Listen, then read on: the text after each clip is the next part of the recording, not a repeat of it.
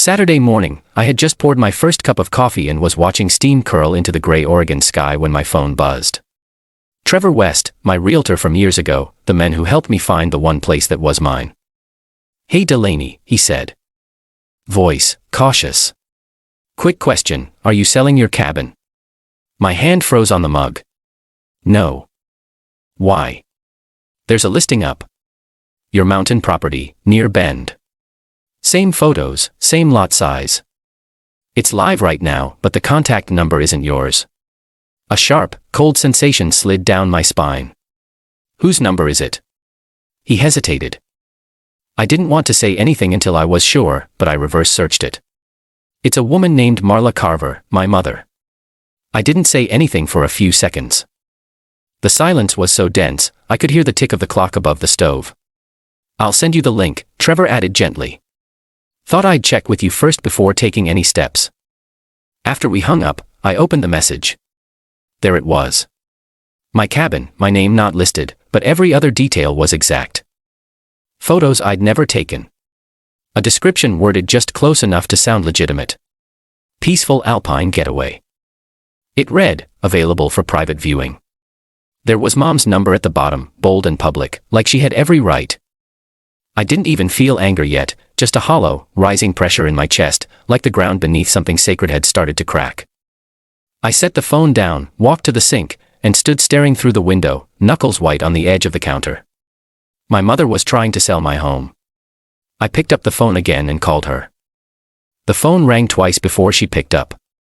"Hi, sweetheart," Mom said. Her voice laced with that artificial warmth she saved for when she knew she was in trouble. "How's your weekend going? Why is my cabin listed online?" I asked, skipping any pretense. A pause. Then in that same tone. "Oh, you saw that. You put my property up for sale." "Well," she said, drawing the word out like it needed softening. "Your father, and I just thought it would be best. You're so busy. Delaney, you never even use it anymore. That's not your decision to make." Another pause. I could hear her settle into her kitchen chair. "It's for Sierra. She's expecting, and she and Caleb meet a place. They've outgrown that little apartment already. You know how expensive things are now." My jaw locked. "You didn't ask me because you would have said no." She said plainly, "We're not trying to hurt you. It's family. She needs help. You always help." I closed my eyes. "It's not yours to sell." "We're not doing anything illegal," she said quickly. "We have copies of your ID, your tax forms, old documents with your signature. We can manage the paperwork if that's what you're worried about." I stared at the wall across from me like it might split open. "You mean you're going to forge my name?" "It's just easier this way," she said gently, as if explaining something logical to a child. "And we know you'll understand. Once you calm down, you've always been the responsible one." She said it like it was a compliment before I could respond. I heard Dad's voice in the background. "Is she upset?" Mom covered the phone. "It's fine. I'm handling it." I ended the call. Then I opened my laptop and searched for Trevor's number again. I didn't call Trevor right away. Instead, I sat there with my laptop open, the cursor blinking on an empty email draft. My hands hovered over the keys, but I couldn't type yet, not through the wave of memories that hit me all at once. It wasn't just the cabin. It was the way they always framed it. "You're so responsible." The words they used to convince me to pay Sierra's last 2 semesters of college when her scholarship fell through. The same words they used when her wedding budget spiraled out of control, and I wrote a check to cover the difference because she deserved a perfect day. The first time I agreed to help with the mortgage was when Dad got laid off. I told myself it was temporary. They promised they'd pay me back. That was nearly 3 years ago. $800 a month, automatically withdrawn, quietly taken. No one ever brought it up. Not even me. Because that's what I was trained to be: quiet, reliable. The one who fixes things without being asked. The daughter who gives. Not the one who questions why no one ever gives back. I used to think it was love. That doing more meant I was a good person. That being the stable one was a kind of honor. But sitting there, realizing they were planning to forge my signature and sell the only thing I owned outright, I saw it clearly for the first time. This wasn't love. It was control, just softened by years of obligation and polite smiles. I opened my banking app, canceled the auto payment. Then I picked up my phone, took a breath, and called Trevor. Trevor picked up on the second ring. "Delaney," he said, voice steady but curious. "Everything okay?" "No," I said, "but I need your help. I want to sell the cabin." A pause. "You sure?" "I'm sure." "Fast. If possible." "How soon could we close if everything lined up?" "Well, if the buyer has cash and financing in place. Maybe 10 days. Why do you remember that sheriff you mentioned? Is he still interested?" "Yeah, Colton Reese. Been looking for something like your place for months. Lives down in Sisters. Quiet guy. Solid income. Pre-approved. Why, I'll knock $10,000 off the asking price and add a bonus to your commission if we can close before next Friday." Trevor whistled. "You're serious?" "Dead serious." "Okay, I'll make the call." After we hung up, I opened my laptop again. I wasn't done. I logged into the joint access account when I'd opened with my parents years ago when Dad had surgery and needed help managing bills. It was still linked to my name. Still gave them quiet access to my finances. I revoked it. Then I went through all my accounts, one by one, checking for anything they might still have eyes on: insurance, shared statements, tax documents they used to handle for me.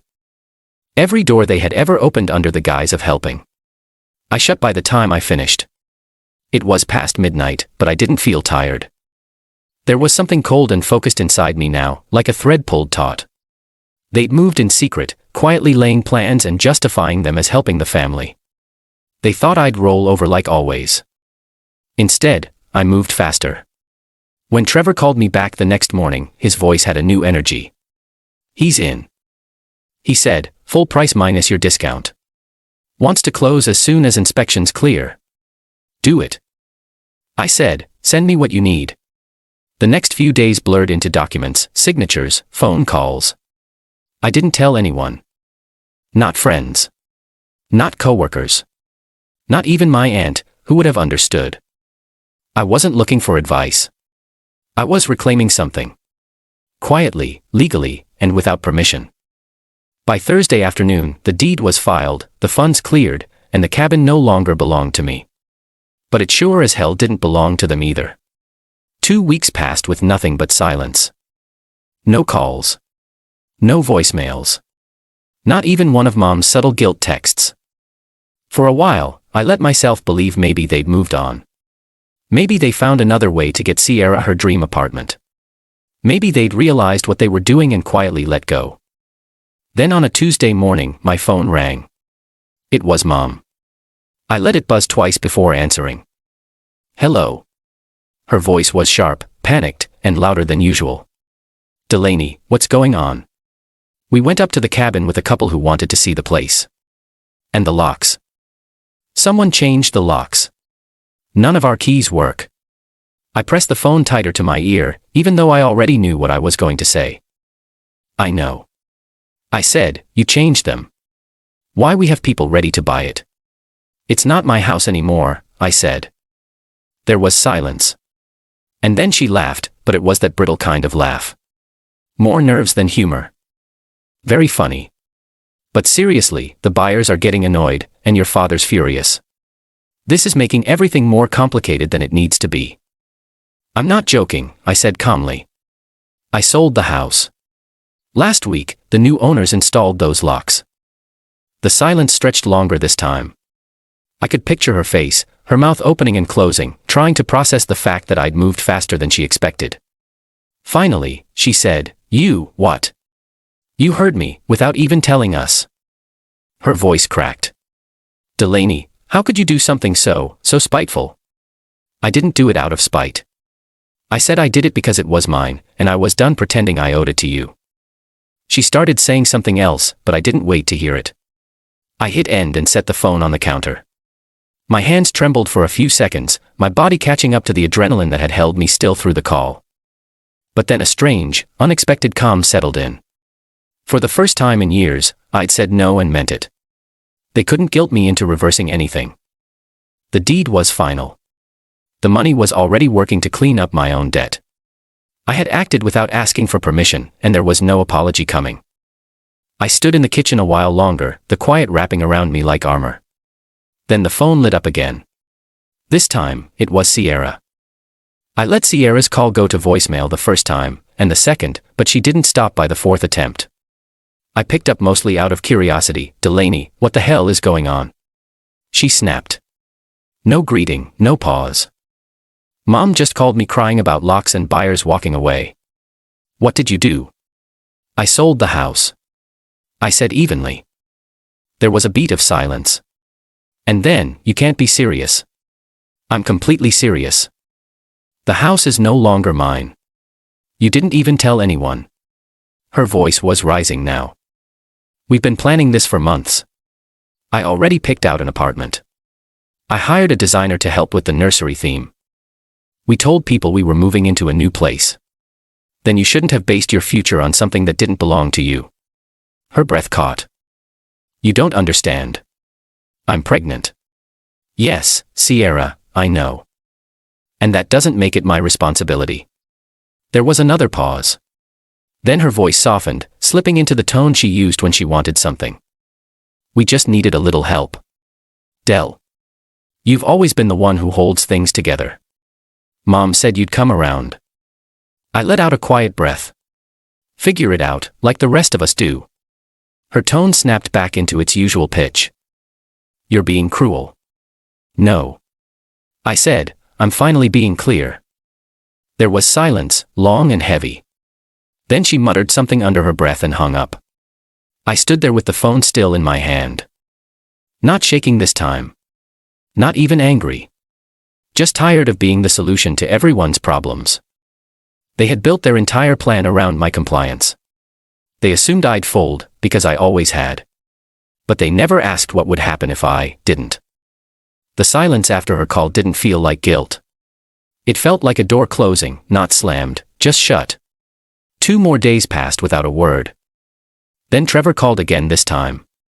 Not about documents or inspections. "Delaney," he said.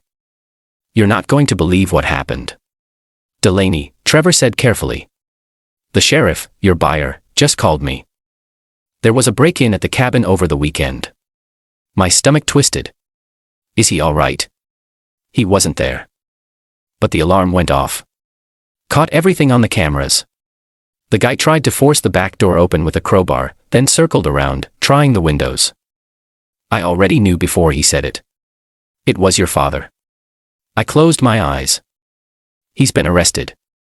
The sheriff recognized him from the paperwork and called the local PD instead of handling it himself. Said he wanted to keep things above board. "Of course," I murmured. "Thank you for telling me."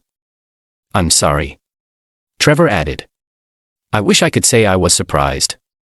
We hung up and I sat in silence until my phone rang again. This time it was my mother, Delaney. She cried before I could say a word. "You have to fix this. Your father was just trying to get into your property. He didn't know it was sold for real. Call the sheriff. Tell him it's a misunderstanding." "It's not a misunderstanding," I said. "He thought you were bluffing," she said desperately. "We didn't think you'd actually go through with it. You had the ad online. You were arranging showings. You were going to forge my signature. And now you're shocked that I didn't let you get away with it. Don't be cruel. He's your father." "No," I said. "He's a man who broke into someone else's home on purpose. After being told it wasn't his, he could go to jail. He made that choice." "You're heartless," she whispered. "No, I'm just done." I hung up and turned off my phone. There was nothing left to explain. They hadn't misunderstood anything. They knew exactly what they were doing. They just never imagined I'd finally say no. And this time, no one was going to talk me out of it. It didn't take long for the news to spread. Small town, small circles. The sheriff didn't press charges for trespassing, but my dad didn't walk away untouched. The incident went into an official report.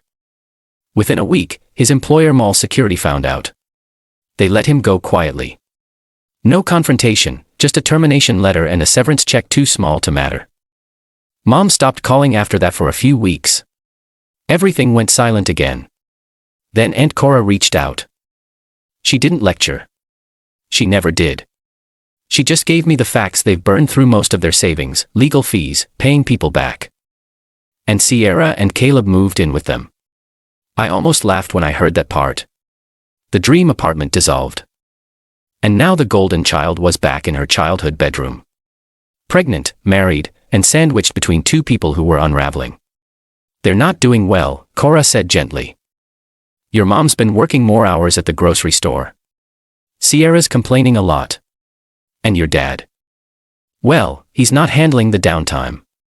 I thanked her for letting me know, but I didn't ask for updates. They had always talked about family, like it meant obligation, like helping them was proof of love. But now that I wasn't holding it all together, everything was crumbling. And I didn't feel guilty. I felt clear for years. I thought my role in the family was essential. That if I stepped away, they'd collapse. Turns out I was right. But instead of feeling needed, I just felt free. I made dinner that night alone, with music on low and my phone turned off. I didn't feel like rescuing anyone. I didn't feel like apologizing. The next morning, I woke up without dread. And I made my first therapy appointment. The first session was hard. I sat on the couch, unsure where to start, staring at a framed photo of a tree above the bookshelf like it might offer me the words I couldn't find. Dr. Leone didn't rush me. She waited. I told her everything haltingly at first, then all at once. The cabin, the forged sale, the wedding money, the monthly payments, the silence I always kept because making noise felt like betrayal. She listened without blinking. When I finally stopped talking, she said, "You weren't their daughter.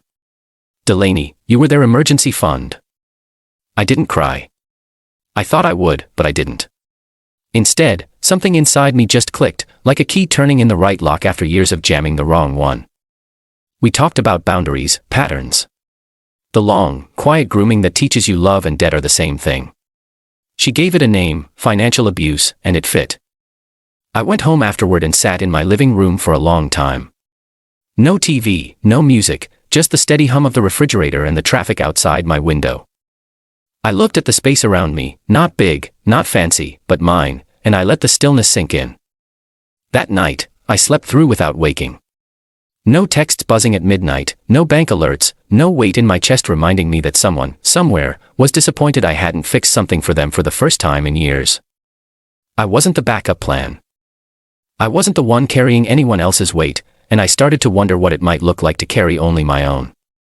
7 months later, I walked through a quiet neighborhood just outside the city, hands in my coat pockets, eyes scanning the yard in front of me.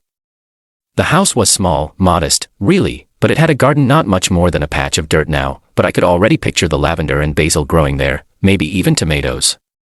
If I got brave, the realtor unlocked the door and let me step in first.